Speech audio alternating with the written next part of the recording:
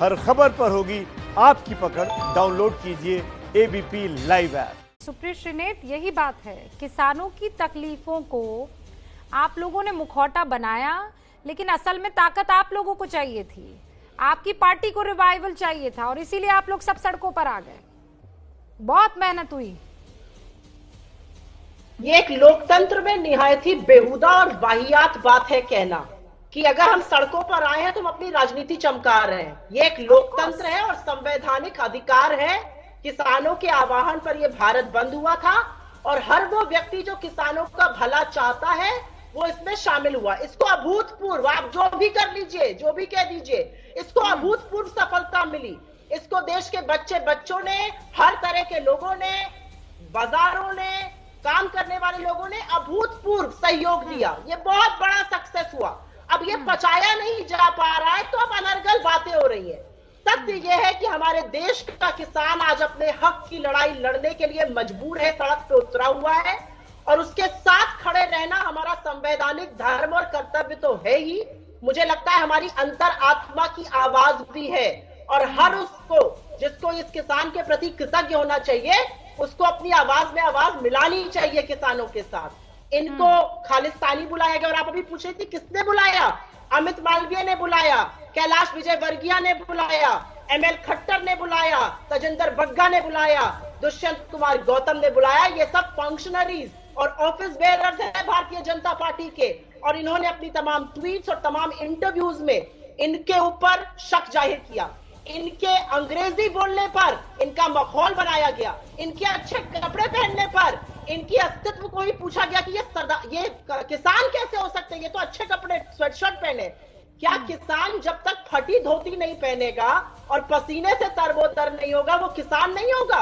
अरे वो इस देश के 62 करोड़ किसान हैं, उनके हक का दमन किया गया है। सरकार आज बौखलाई और घबराई हुई है क्योंकि पूरे देश ने इस भारत बंद को अभूतपूर्व समर्थन दिया है। पॉलिटिशियंस को तो भूल जाइए, आम नागरिकों तक ने इनके साथ कंधे से कंधा मिला के खड़े हुए हैं। ये एक फक्र की बात है देश के किसानों के लिए, हम सब उनके ऋणी हैं। ओके सुप्रिया जी, आपने बेहुदा शब्द का इस्तेमाल किया। जी हाँ, मैं इसे बेहुदा कहती हूं जो इस वक्त मेरे साथ स्क्रीन पर दिखाई दे रहा है, कांग्रेस का वो मैनिफेस्टो। बेहुदगी किसे कहते हैं मैं आपको बताती हूं। हम निभाएंगे में आप कहते हैं कि हम संशोधन करेंगे और कांग्रेस विल डिलीवर में आप कहते हैं कि हम रिपेल करेंगे। 11वें नंबर का जो पॉइंट है जिसमें आपने शब्दों की भयंकर हेराफेरी की है और उन्हीं किसानों के साथ उन शब्दों की हेराफेरी की है, मैं उसे बेहुदा कहती हूं। आज आप सड़कों पर उतरे हैं और अपनी ही राजनीति के लिए उतरे हैं, इसलिए मैं कह सकती हूं क्योंकि ये आप ही के पन्ने हैं जिनको मैं पढ़ के सुना रही हूं। Congress will repeal the agricultural produce market committee act, APMC act, and make trade in agriculture produce including exports and interstate trade free from all the restrictions। फिर बता दूं जो पढ़ रही हूं वो क्या है, जरा दर्शकों को देख लेना चाहिए। अब मैं आती हूं आप ही के ये हिंदी वाले हम निभाएंगे पर। ये देखिए 11वां पॉइंट, कांग्रेस कृषि उपज मंडी समितियों के अधिनियम में संशोधन करेगी जिससे कि कृषि उपज के निर्यात और अंतरराज्यीय व्यापार पर लगे सभी प्रतिबंध समाप्त हो जाएं। मैं इसे बेहुदा कहती हूँ, मैं इसे बेहुदगी कहती हूँ। अब मैं इसका जवाब दूंगी। फिर स्टैंडिंग कमेटी ऑन एग्रीकल्चर वाले पन्ने भी मेरे पास है सुप्रिया श्रीनेत, इसे भी मैं बेहुदगी कहूंगी। फिर बोलिए आप। अब मैं इसका जवाब दूंगी और जवाब मैं इसलिए दूंगी क्योंकि अधकचरा ज्ञान और आधा सत्य झूठ से भी खराब होता है, ये झूठ से भी ज्यादा खतरनाक होता है।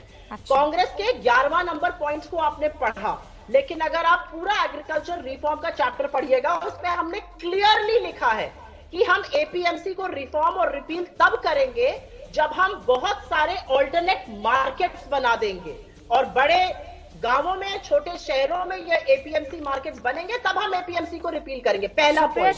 तो आप ये कहना चाह रही है कि वोटर को आप यहाँ बेवकूफ बनाएंगी कि ये पन्ने देखकर, ये पॉइंटर्स देखकर वोट करने आपको आ जाए और फिर जब वो वोट कर देंगे तो आप ये कहेंगी कि ऐसा है वो पूरा जो एग्रीकल्चरल पर पन्ने हमने छापे हैं वो पढ़िए। ये बिंदु तो हमने यूं ही कह दिए थे। बिल्कुल नहीं कह दिए थे। आप बात को पलट रही हैं। बिल्कुल नहीं पलट रही हूँ, पुराने वादों की बात आपके शब्दों को कह रही हूँ, मिक्स भी नहीं कर रही हूँ, मिन्स भी नहीं कर रही हूँ, ये आप ही के शब्द हैं। की बात करनी है रुबिका जी, हमारी 2004 से 2014 तक सरकार थी।